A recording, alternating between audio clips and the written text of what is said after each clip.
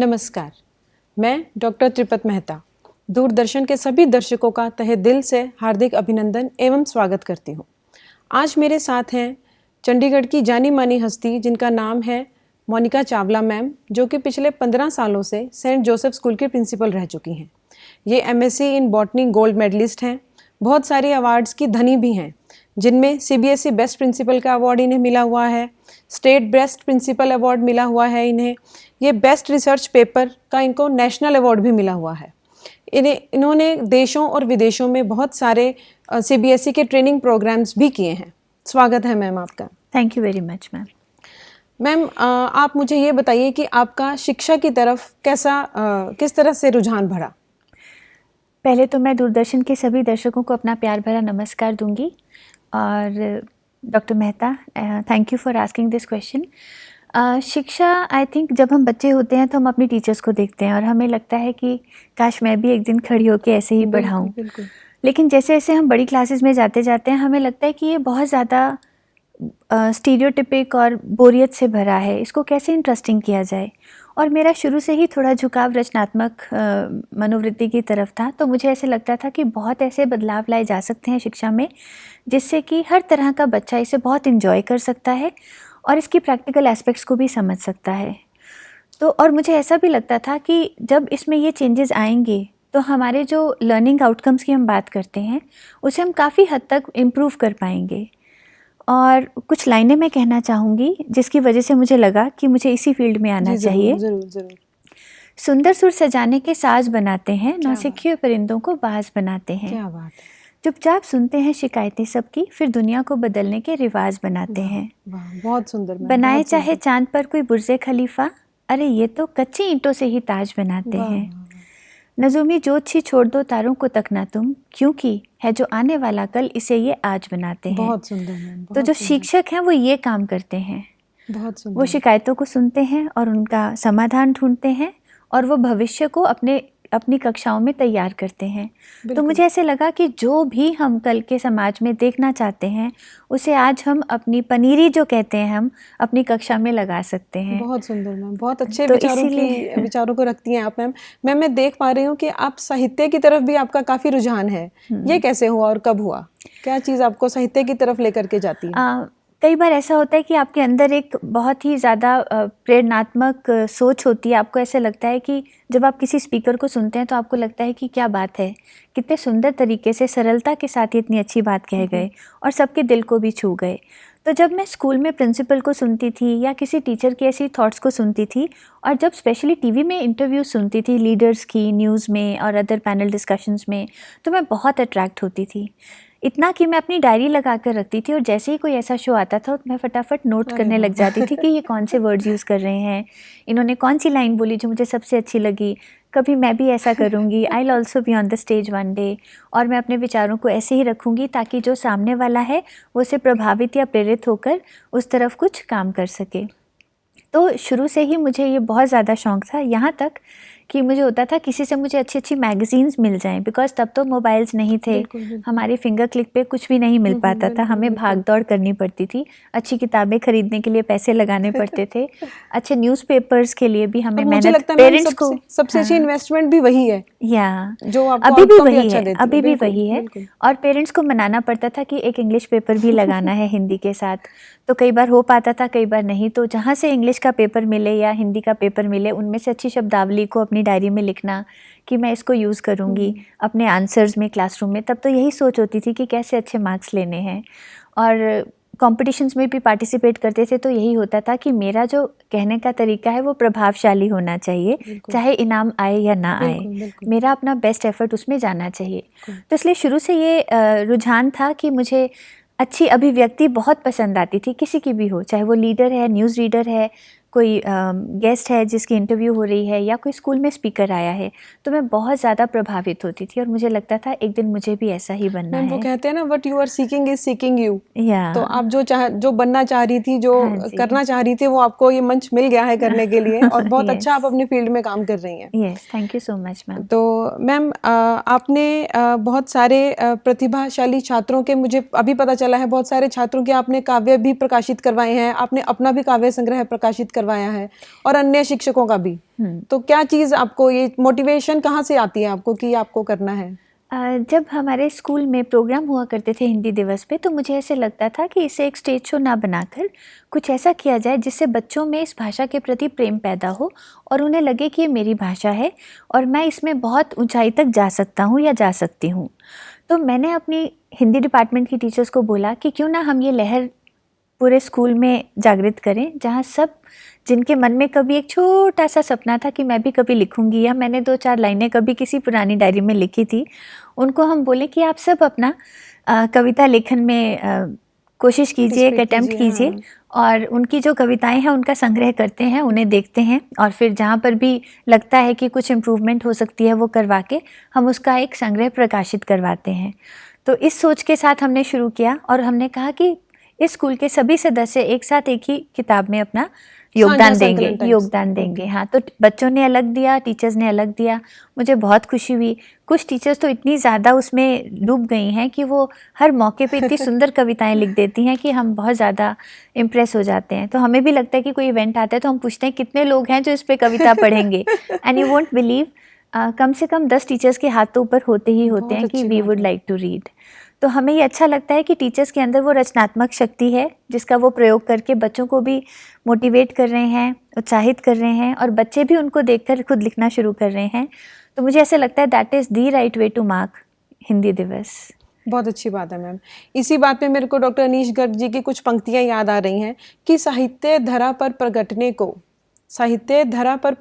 को अक्सर शब्दों को गुजरना पड़ता है, प्रसूता की भांति प्रसव से। मैम क्या लगता है आपको कि साहित्य शिक्षा से निकला है या शिक्षा साहित्य से निकली है? ये बहुत ही अच्छा रिश्ता है इन दोनों का। मैं ये बोलूँगी कि शिक्षा से साहित्य की उत्पत्ति हुई है और जो साहित्य है वो आगे इसको संचालित करती है, क्योंकि साहित्य के द्वारा ही बच्चे जो हैं शिक्षा में रुचि जो है वो ढूंढ पाते हैं। और मैंने ये देखा है कि जितना ज़्यादा बच्चे साहित्य की तरफ झुके होंगे उतना ही ज़्यादा वो शिक्षा में अच्छा करेंगे, बिकॉज़ उनकी स्पीड बहुत बढ़ जाती है, उन्हें पढ़ने से घबराहट नहीं होती, उन्हें समझने में समय नहीं लगता और उनकी जो अभिव्यक्ति है वो बहुत ही प्रिसाइज हो जाती है, जिसकी वजह से जब वह उत्तर दे रहे होते हैं प्रश्नों का तो उनकी जो कला होती है वो निखर के बाहर आती है और उनको मदद मिलती है अच्छा स्कोर करने में। नॉट ओनली दिस, उनकी जो क्लैरिटी आती है समझ में, वो उनको उन वैल्यूज़ को, उस नॉलेज को, उस ज्ञान को, मूल्यों को और उस कौशल को अपनी ज़िंदगी में उपयोग करने में भी बहुत बहुत बहुत मदद करता है। बिल्कुल बिल्कुल। मैम आपको क्या लगता है कि जिस तरह से हमने, जैसे आपने बताया कि आपने साहित्य की तरफ बच्चों को आकर्षित किया या बच्चों ने अपने काव्य संग्रह लिखे, तो आपको लगता है कि भाषा में भी इम्प्रूवमेंट कुछ हो सकती है बच्चों की? हाँ तो जी, ये सिर्फ हिंदी में ही है या इंग्लिश में भी है या अन्य भाषाओं में भी आप बच्चों को मोटिवेट करती हैं? ये सभी में है मैम। हमारी जो नाटक मंडली है वो भी अगर उन्हें कोई टॉपिक दिया जाए तो 1 घंटे के अंदर उसकी स्क्रिप्ट तैयार करके वो रोड शो कर सकते हैं। तो उनमें इतना ज़्यादा जोश है, इतना जुनून है और इतनी बार वो कर चुके हैं। कहते हैं ना, practice makes a man perfect. तो जितने उनको हमने मौके दिए हैं उससे वो इतना ज़्यादा कॉन्फिडेंट हो चुके हैं कि आज के समय में वो कहते हैं मैम आप 40 मिनट पहले दीजिए, हम करके दिखा देंगे। और वो शो भी 10 से 12 मिनट का प्ले वो आराम से कर लेते हैं और एक ज़बरदस्त play, not just ticking the box. तो वो हमें बहुत अच्छा लगता है जब ऐसे रिजल्ट सामने आते हैं। फिर हमें लगता है कि जब पेरेंट्स की ओरिएंटेशन होती है तब भी हमें लगता है कि पेरेंट्स को प्रेरित किया जाए कि जैसे आप इनकी और ज़रूरतों को पूरा करते हैं या लग्जरीज़ को पूरा करते हैं, उसमें एक ये चीज़ ज़रूर डालिए कि आप इन बच्चों को हर महीने एक नई किताब ला कर दीजिए। बच्चा देखे, पढ़े ना पढ़े, धीरे धीरे उसमें वो रुचि पैदा होगी और उसे लगेगा कि 2 पन्ने पढ़ ही लेता हूँ। और हर बार उसको चेंज करके देखिए and let the child only choose अगर हो सके, क्योंकि देखिए हम सभी मार्केट जाते हैं, हम हर दुकान पर रुकते हैं, किताबों की दुकान पर थोड़ा कम रुकते हैं। तो कोशिश ये करना है कि जब जाएं पहले किताबों की दुकान पर जाएं, जहाँ पर एटलीस्ट आधा घंटा लगाकर हर तरह की किताब के पन्नों को पलटा जाए, महसूस किया जाए और देखा जाए कहाँ मेरे तार जुड़ रहे हैं और उस तरह की किताब को अपने घर लाया जाए ताकि बच्चे थोड़ा बहुत उनमें भी नज़र डालें। क्योंकि जो सबसे बड़ी प्रॉब्लम है वो रीडिंग में ये है, आज के समय में बच्चों को ये बता दिया गया है books means syllabus, syllabus means learning, learning means test और exam, and exam means result, and result means pass और फेल, बैड और गुड। तो जब हम इस मनोवृत्ति से उन बच्चों को बाहर निकालेंगे और उन्हें बोलेंगे कि जो किताबों का ज्ञान है वो एक समुद्र है और वो आपके जीवन को एक नई दिशा देगा, आप उन्हें पढ़िए, वो सिर्फ याद करने के लिए नहीं है, वो प्रेरणा हासिल करने के लिए है, वो इंस्पायर होने के लिए है, वो ग्रेट लीडर्स की लाइफ्स को पढ़ने के लिए है, so that you can learn from them. तो जब इस सोच के साथ हम किताबों को घर लाएंगे जो कि सिर्फ मनोरंजन के लिए हैं, सिर्फ पढ़कर डिस्कशंस करने के लिए हैं, तो आई थिंक पूरे परिवार का माहौल बहुत ही सकारात्मक हो जाता है और बहुत ज़्यादा समझ आ जाती है और ऐसा लगता है कि हम बहुत ज़्यादा जल्दी ग्रो कर रहे हैं अपनी नॉलेज में, अपनी विजडम में। जो हमारा स्वभाव है वो बहुत परिवर्तित होने लगता है। बड़ा आश्चर्य हो रहा है मैम मुझे एक प्रिंसिपल के मुंह से ये सब बातें सुनते हुए कि बच्चों को क्रैमिंग नहीं करनी चाहिए, बहुत कम सुनने को मिलता है आजकल। मैम क्या लगता है आपको कि समाज के तौर तरीके बदले जा सकते हैं साहित्य की शिक्षा देने से छात्रों में? हाँ ज़रूर मैम, क्योंकि हम जब कविता, कहानी, नाटक और ये वाद विवाद और इवन जब हम बुक्स के रिलेटेड लाइब्रेरी में भी कुछ कॉन्टेस्ट करते हैं, तो इन सभी एक्टिविटीज़ के थ्रू बच्चों का जो सोच का दायरा है वो बहुत बढ़ जाता है और सबसे बड़ी बात, उनको नया दृष्टिकोण मिलता है और उनको लगता है कि हम सामाजिक बदलाव ला सकते हैं और हम अपने संस्कृति और परंपराओं के साथ जुड़ सकते हैं।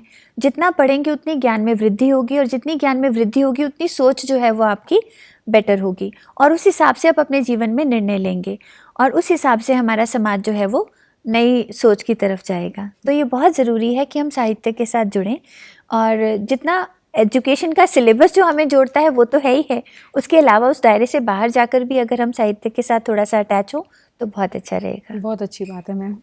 मैम साहित्य और शिक्षा दोनों को लेकर आपका क्या दृष्टिकोण है? आप दोनों को पैरेलल लेकर के चलना चाहेंगी या हैंड इन हैंड रख करके लेकर के चलना चाहेंगी? मैम इसका जवाब हमें जो नई शिक्षा नीति है उसमें भी नज़र आता है मैम, क्योंकि हमारे जो लर्निंग के जो 3 माने जाते थे पिलर्स, एक था ज्ञान, दूसरा था मूल्य और तीसरा था कौशल। जी जी। इन तीनों के अलावा चौथा उसमें डाला गया है स्वभाव, कि क्या जो मूल्य, ज्ञान और कौशल स्कूल्स में दिया जाता है उसकी वजह से स्वभाव में कोई चेंज आ रहा है या नहीं, जिसको हम डिस्पोजिशन कहते हैं इंग्लिश में। तो नॉलेज, वैल्यू और स्किल्स के साथ साथ हमें डिस्पोजिशंस पे भी काम करना है। तो ये एक बहुत अच्छा चेंज है जिसकी वजह से जो स्कूल्स हैं वो अपनी पेडागॉजीज़ को लिटरेचर के साथ कनेक्ट कर रहे हैं, साहित्य के साथ कनेक्ट कर रहे हैं। आर्ट इंटीग्रेशन है, स्टोरी टेलिंग इंटीग्रेशन है, और थिएटर इंटीग्रेशन है, जिसकी वजह से बच्चे सब्जेक्ट्स को उन वे से, उस नज़रिए से देख रहे हैं कि उन्हें लगता है कि इसमें और डीप डाइव किया जा सकता है, जिसकी वजह से उनकी अंडरस्टैंडिंग बहुत इम्प्रूव करती है। तो मुझे लगता है इनको पैरेलल लेकर चलना बहुत ही फ़ायदेमंद है, बिकॉज शिक्षा का तो अपना एक करिकुलम है, बिल्कुल। है ना, और जो साहित्य है वो उसको थोड़ा स्ट्रेंथन करता है। तो जिन बच्चों का झुकाव साहित्य की तरफ होता है उनकी परफॉर्मेंस अपने आप थोड़ी बेटर हो जाती है।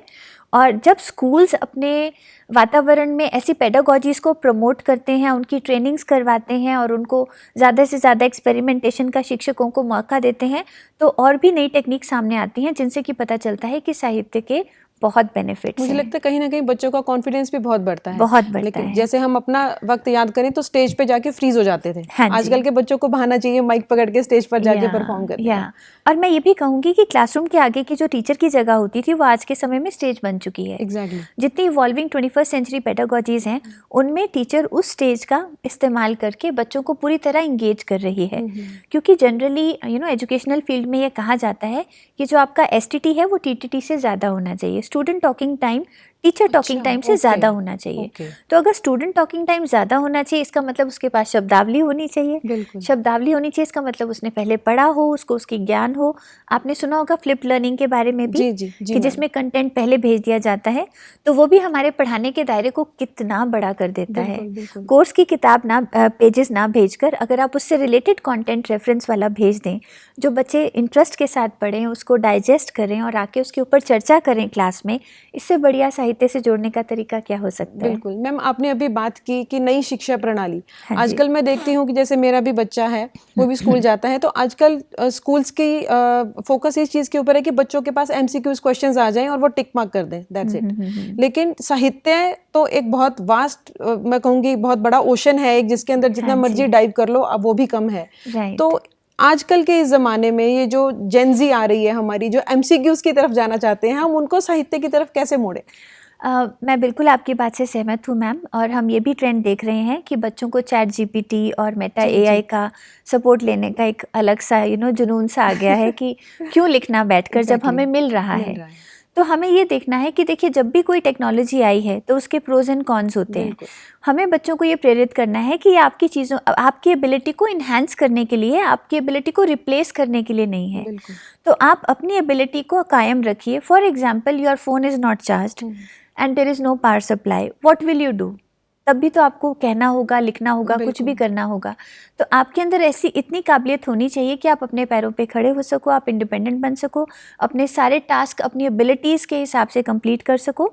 जो आपको एक्स्ट्रा सपोर्ट चाहिए वो स्कैफोल्डिंग है, उसको आप ले लीजिए, कोई प्रॉब्लम नहीं है, लेकिन उसको भी अपने कौशल को और ज़्यादा निखारने के लिए इस्तेमाल करना है, ना कि कॉपी पेस्ट करना है। तो ये हमें, जब तक टीचर्स इन टेक्निक्स को अडॉप्ट नहीं करेंगे और पेरेंट्स भी इसको नहीं अडॉप्ट करेंगे कि वो उनके ऊपर एक स्ट्रिक्ट वॉच रखें कि वो अपने काम की जगह उनको यूज़ ना करके पहले अपना काम करें और फिर उस ऐप की हेल्प से उसको इम्प्रोवाइज़ करें और उन चेंजेस को नोट करें कि ओ माय गॉड, मैं ऐसे भी लिख सकता था, मैं ऐसे भी कर सकती थी। ये एक बहुत अच्छी लर्निंग प्रोसेस हो शब्दावली है। बच्चे के लिए। तो वो एक ट्यूटर है आपके पास।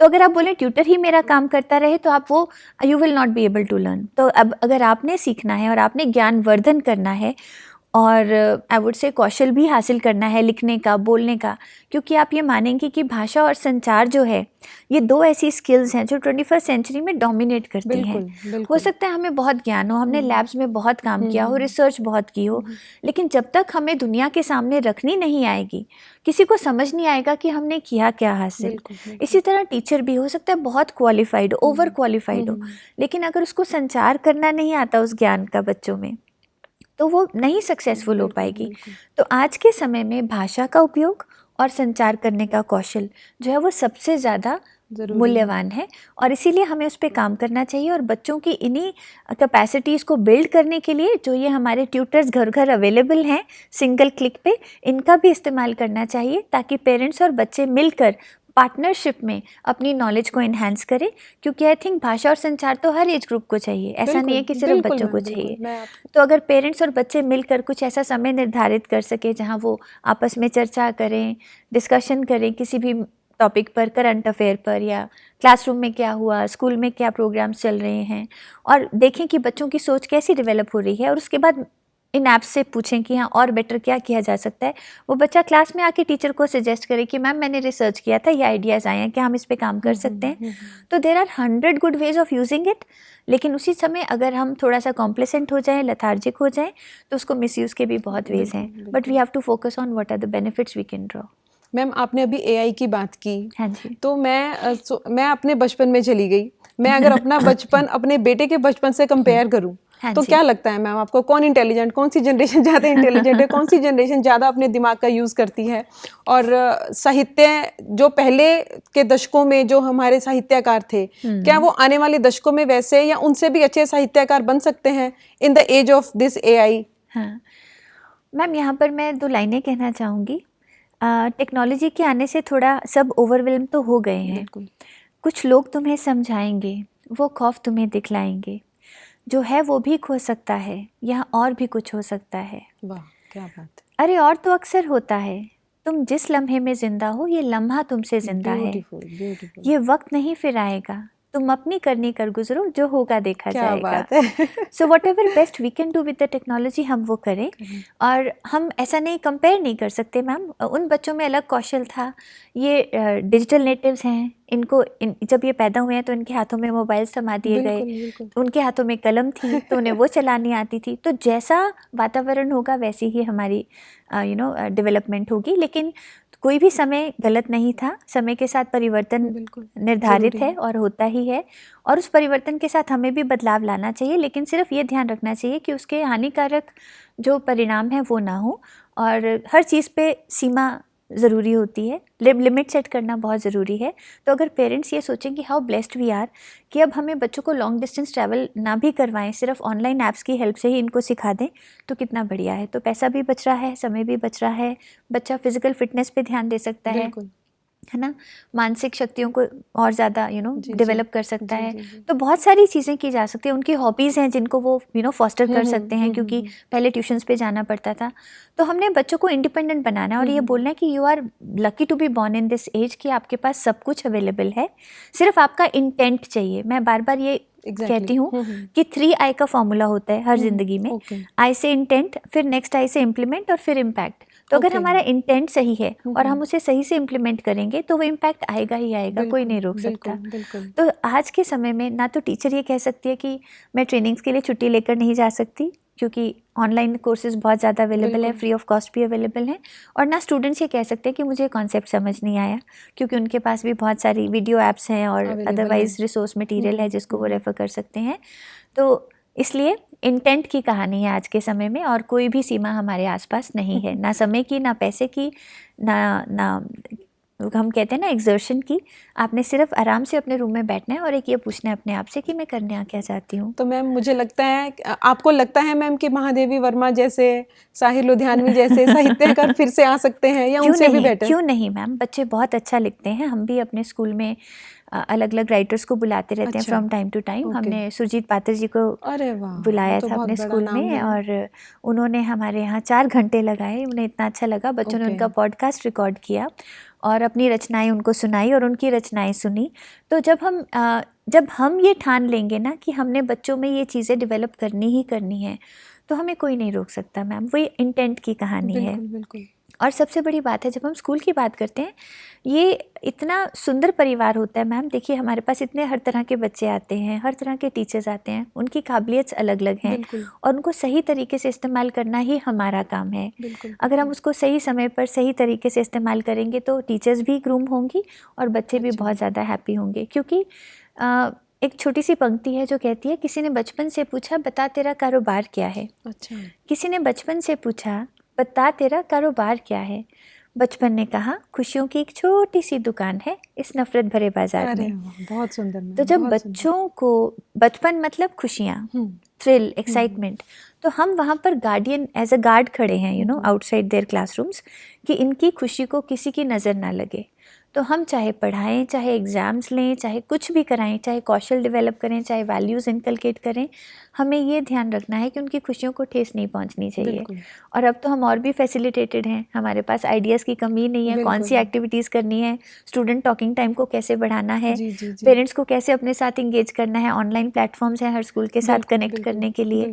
तो पेरेंट्स की इंगेजमेंट को भी बहुत ज़्यादा प्रमोट किया जा सकता है, जिससे पेरेंट्स को ये जागरूकता होगी कि स्कूल क्या कर रहा है, किन चीज़ों पर ध्यान दे रहा है, और वो भी अपना रोल बखूबी घर पे निभा सकते हैं। मैम, आप हमारे दर्शकों को साहित्य और शिक्षा को लेकर क्या संदेश देना चाहेंगी कि क्या दायित्व सिर्फ शिक्षक का ही है साहित्य को बच्चों के अंदर इनकलकेट करना, या पेरेंट्स का भी है, या समाज का भी है? क्या आपके क्या विचार हैं इस पर? मैं ये मानती हूँ कि जो पेरेंट्स हैं वो भी उनके शिक्षक हैं। पहला शिक्षक घर पे, दूसरा शिक्षक स्कूल में। तो जब हम बात करते हैं मूल्यों की और कौशल की, तो पेरेंट्स बहुत बड़ा रोल प्ले कर सकते हैं। वो अगर उनको ट्रिगर करेंगे, मोटिवेट करेंगे कि आपको इन स्किल सेट्स पे फोकस करना है बेटा, तो बच्चे को एक मार्गदर्शन मिलता है। क्योंकि क्लास में सभी टीचर सभी बच्चों को पढ़ा रही हैं, उनमें से किसी बच्चे का किसी पर्टिकुलर चीज़ में रुझान ज़्यादा होता है। तो जब पेरेंट्स वो चीज़ टीचर्स को इफ़ेक्टिवली, टाइमली कम्युनिकेट कर देती हैं, तो टीचर भी उस चीज़ का ध्यान रखती है कि बच्चे को वो वाले मौके ज़्यादा दिए जाएँ। बिल्कुल। कोई अपने बच्चे में एक स्पोर्ट्समैन देखता है, कोई अपने बच्चे में एक राइटर देखता है, कोई अपने बच्चे में एक पेंटर या ओरेटर देखता है। तो जो वो अपने बच्चे को बनाना चाहते हैं, या जो उनको लगता है उनका बच्चा बन सकता है और बच्चे का भी रुझान है, जितनी जल्दी वो टीचर को बताएंगे उतनी जल्दी उनकी पार्टनरशिप काम करेगी और उस बच्चे की वो स्किल जो है वो और ज़्यादा निखर कर आएगी। और मैं ये भी मानती हूँ कि जो टीचिंग का प्रोफेशन है वो इतना नोबल प्रोफेशन है।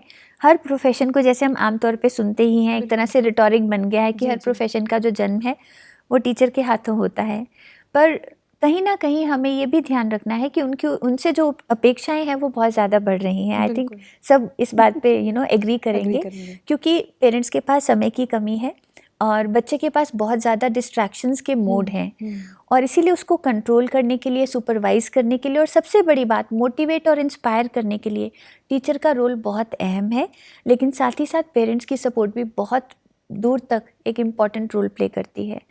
तो इसीलिए ये हमेशा ध्यान रखना चाहिए कि आपकी पार्टनरशिप है जो बच्चे को निखारेगी, तो वन साइडेड इम्पैक्ट कभी नहीं आएगा। अगर सिर्फ पेरेंट्स जोर लगाते रहें, टीचर ध्यान ना दे तो भी गलत है, और अगर टीचर पूरा जोर देती रहे, पेरेंट्स बिल्कुल ध्यान ना दे तो भी। तो ये दोनों को मिलकर, जैसे एक बाइसिकल होता है, दो पहिए मिलकर चलते हैं, तो वैसे ही हाँ, तो जैसे ताली दो हाथों से बजती है, तो दोनों के साथ चलने से ही हमारी जो बच्चों की जो विकास है वो अच्छे से हो पाएगा। चलिए, बहुत अच्छा लगा मैम, आपसे बात करके बहुत कुछ सीखने को मिला। और बीइंग अ प्रिंसिपल आपसे एक्सपेक्ट नहीं किया था फ्रैंकली कि प्रिंसिपल ये कहें कि क्रैमिंग नहीं करनी है, आपको अपनी लैंग्वेज में, अपनी भाषा में अपने विचारों को व्यक्त करना है। ये बहुत अच्छा लगा मैम आपसे मिलकर। पर एक लाइन में कहना चाहूँगी, जितने भी शिक्षक हैं, मैं हमेशा ये मानती हूँ कि वो बहुत बार पर्सनल लेवल पे उनकी डिफ़िकल्टीज़ होने के बावजूद भी वो अपने पूरी शिद्दत के साथ बच्चों को नर्चर करते हैं। तो उनके लिए एक लाइन कहना चाहूँगी, जरूर। शुक्र है शिक्षक हैं कुछ और नहीं, शुक्र है शिक्षक हैं कुछ और नहीं, मैं और सड़क एक जैसे कहलाते हैं, मैं और सड़क एक जैसे कहलाते हैं, हम वहीं रहते हैं, सबको अपनी मंजिल तक पहुंचाते हैं। क्या बात है। वही कक्षा वही किताबें, वही कक्षा वही किताबें, पर होते कभी बोर नहीं, शुक्र है शिक्षक हैं कुछ और नहीं। बड़े दिल से निकली हुई पंक्ति लग रही है मैम आपकी, बहुत सुंदर, बहुत अच्छा लगा मैम आपसे बात करके। मुझे भी doctor Mehta, thank you very much. Ma'am, आप हमारे स्टूडियो में आए, बहुत अच्छा लगा आपसे बात करके, बहुत कुछ सीखा आपसे। सभी दर्शकों को मेरी तरफ से नमस्कार, मिलेंगे आपसे फिर किसी अन्य प्रोग्राम में। शुक्रिया।